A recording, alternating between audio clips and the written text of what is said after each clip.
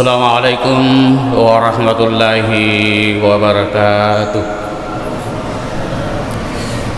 Bismillahirrahmanirrahim. Alhamdulillahilladzi ja'alana minan nasihin wa afhana min ulumil ulama'ir rasihin. Wassalatu wassalam ala man nasadin hadiyanal kufrata wat talihin wa ala alihi wa ashabihi alladhina kanu yatamassaku bi syariatihi salihin. Amma ba'du, faqad qala Nabiy sallallahu alaihi wasallam, may yuridillahu bihi khairan yufaqihu fid din wa yu'allimu at-ta'wil. Rawahul jamaah.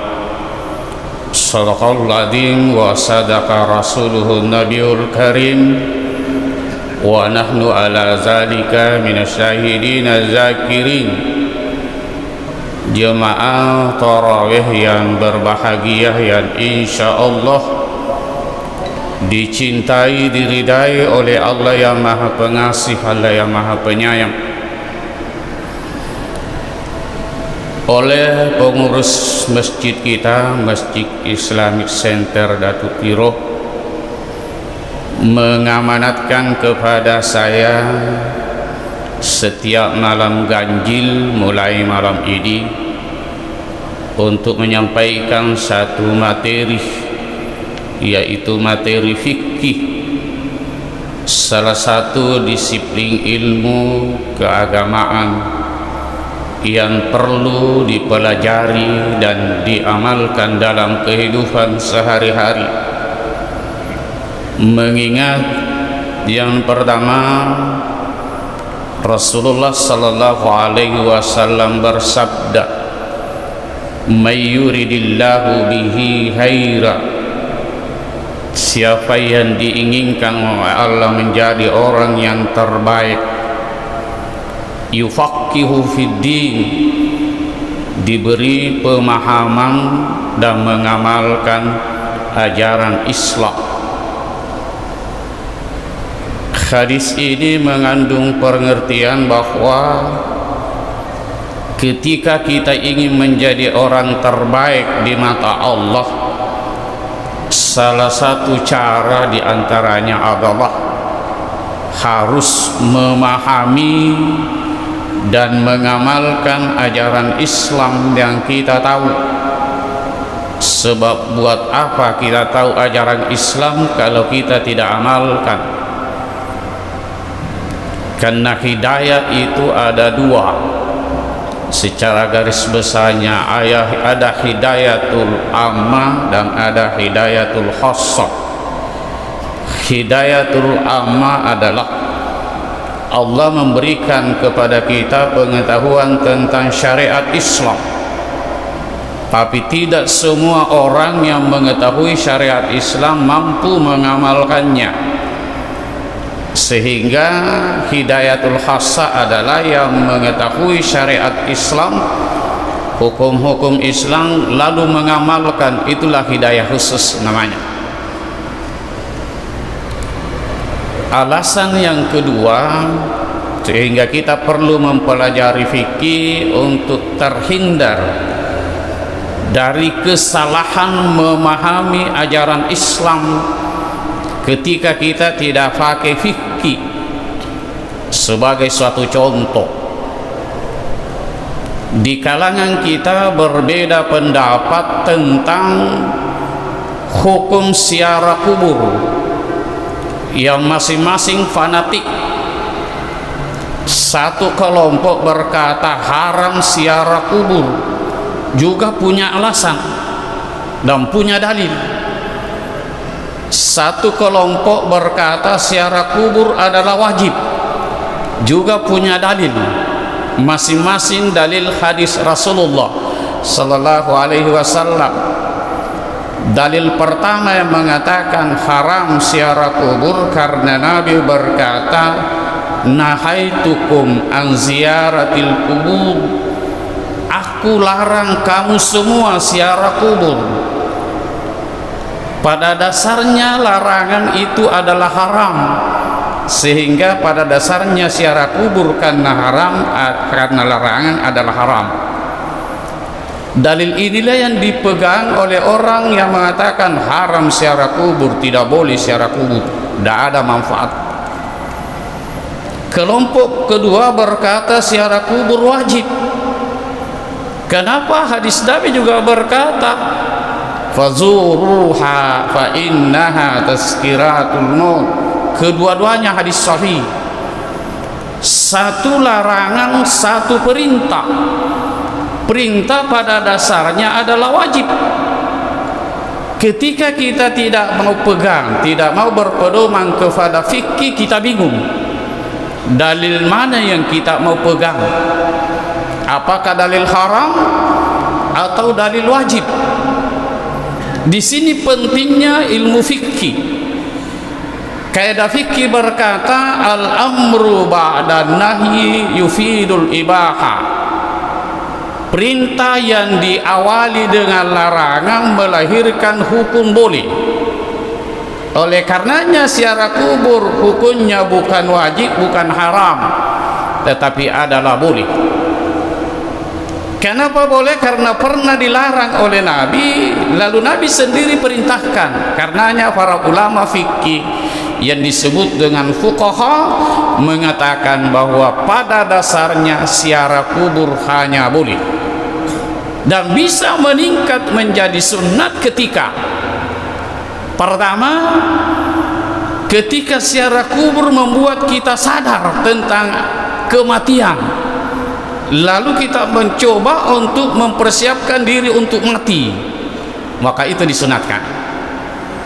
Yang kedua, ketika kita ziarah kubur membuat kita menyayangi, mencintai orang yang kita ziarahi, termasuk orang tua, maka itu disunatkan ziarah kubur. Apa kaidahnya? Kaidah fikih juga. Kullu ma yatimmu 'alal wajibi illa bihi fa huwa wajibun. Segala yang menyempurnakan yang wajib, wajib pula hukumnya. Kalau dianjurkan mencintai dan memuliakan orang tua baik yang hidup maupun yang mati, dan mencintai dan memuliakannya hanya lewat ziarah kubur, maka ziarah kubur dianjurkan bagi orang yang mewujudkan rasa cinta kepada orang tuanya nanti pada ziarah kubur. Sebab terkadang setiap hari orang tua kita yang telah mendahului kita sudah lupakan. Inilah pentingnya mempelajari usul fikih. Yang kedua, sering kita salah memahami ayat Al-Quran ketika kita tidak mau pakai fikih. Sebagai suatu contoh,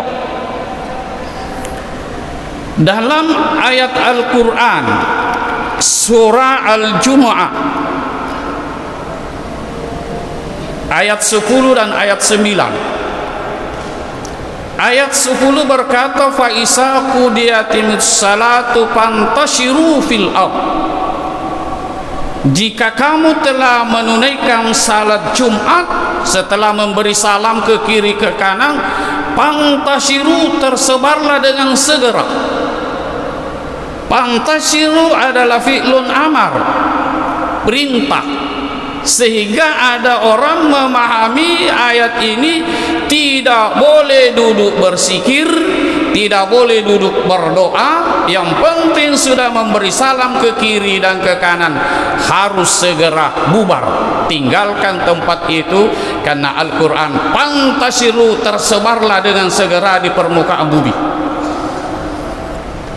Ketika kita tidak kaitkan dengan ayat sebelumnya, ayat 9 yang berkata ya ayyuhalladzina amanu isa nudiya lis-salati min yaumil jum'ah fas'au ila zikrillah wasarul bai'. Ketika hari Jumat dikumandangkan azan, ada larangan di situ bagi laki-laki yang wajib Jumat, yaitu wazarul bai', tinggalkan aktivitas jual beli. Para ulama berkata, ketika ada laki-laki yang wajib Jumat melakukan aktivitas jual beli, saat dikumandangkan azan Jumat perlakuannya adalah haram, jual belinya sah. Ini larangan, dilarang bagi laki-laki yang sudah dewasa wajib Jumat untuk melanjutkan transaksi jual belinya. Itu pada ayat 9. Lalu muncul ayat 10, pantashiru. Ini kebijakan Allah. Sekiranya ayat 10 tidak muncul pantashiru, maka kita bingung kapan batas larangan wasarul bai'. Apakah hanya sebatas selesai Jumat, atau nanti pada masuk asar, atau nanti masuk maghrib, atau besok duhur? Karena Allah cukup bijaksana, Allah munculkan ayat ke-10, fa'iza qudiyatis shalah fantashiru. Karenanya pantashiru hanya membatasi larangan aktivitas jual beli, bukan berarti dilarang kita duduk berzikir dan berdoa. Karena ayat berkata, wabtagu min fadlillah, sambungannya ayat, wazkurullaha katsira. Tuntutlah anugerah Allah dan berzikirlah sebanyak-banyaknya. Karenanya pantashiru tidak boleh dipahami dengan paham hukum wajib tersebar setelah memberi salam, tapi hanya sebatas boleh. Itu. Yang kedua, yang ketiga, di dalam ayat Al-Quran, ayat tentang wudu, suratul Maidah ayat 6, di situ ada ayat berkata yang berbunyi, ya ayyuhalladzina amanu idza qumtum ilas salati faghsilu wujuhakum wa aydiyakum ilal marafiq. Saya pernah mendengar seorang ustaz dari Fusat yang sudah berstatus doktor, bahkan menjadi mubaliknya TV One sekarang. Dia berpendapat bahwa ketika kita berwudu dicuci dari siku ke tangan, dia mengatakan itu wudu salah alias tidak sah. Menurut saya bukan berarti tidak sah, hanya kurang sempurna. Kenapa? Karena tidak boleh diartikan tidak sah, karena kalimat al-marafiq mengandung arti jamak, bukan berarti mufrad, berarti tunggal. Sekiranya berkata ilal mirfaka, maka ketika kita berwudu harus dari sini ke siku. Tapi karena al-marafiq jama mengandung arti tangan dan siku, oleh karenanya kalimat ilal marafiq mengandung arti ma'al marafiq, tangan beserta siku. Sehingga dengan demikian tidak salah, tidak batal wudu kalau kita berwudu dari siku ke tangan. Karena suatu saat Rasulullah sallallahu alaihi wasallam saat menjelang masuknya Islam Sayyidina Umar radhiyallahu anhu, Rasulullah sementara berwudu, tiba-tiba datang Sayyidina Umar yang ingin masuk Islam, mengambil air lalu membantu Rasulullah menyirangkan tangannya, dan pada saat itu Rasulullah siram tangannya dari siku ke kanan. Dan Nabi tidak persalahkan cara seperti itu karena dia sendiri yang melakukannya. Itu berarti tidak boleh dipahami bahwa ketika kita berwudu mulai dari siku lewat cara air kerang ke tangan bukan tidak sah, hanya kurang sempurna alias tidak sempurna pahalanya ketika kita beribadah seperti itu. Dan masih banyak ayat yang kadang-kadang kita pahami secara tekstual, padahal ayat itu mengandung arti kontekstual. Kadang-kadang ada ayatnya mengandung ayat-ayat tauhid, tapi dipahami secara fikih itu juga salah. Misalnya innamal musyrikuna najasun, sesungguhnya orang musyrik itu najis. ada sekelompok umat Islam dianggap bahwa orang musyrik itu adalah najis fikih, sehingga ketika orang yang melakukan riya, orang yang pernah menyembah berhala datang di rumah kita, ketika tamu itu berangkat, kursinya dicuci, lantainya dipel karena dianggap najis fikih. Padahal al musyrik itu bukan fikih tapi tauhid. Karenanya najisnya di situ adalah najis tauhid, bukan najis fikih. Sekalipun cuci, seluruh air laut dipakai cuci, tidak akan bersih kecuali tobat dari kemusyrikan, baru bersih dari kemusyrikan najisnya. Fikih adalah sangat penting kita pelajari, dan semua kita fikih yang kita pelajari di pesantren dimanapun juga selalu diawali dengan babut tahara. Dan inilah yang kita akan singgung pada pertemuan berikutnya menyangkut masalah tahara. Wabillahi taufiq wassa'ada, wallahu muwafiq ila aqwamit thariq. Wassalamualaikum warahmatullahi wabarakatuh.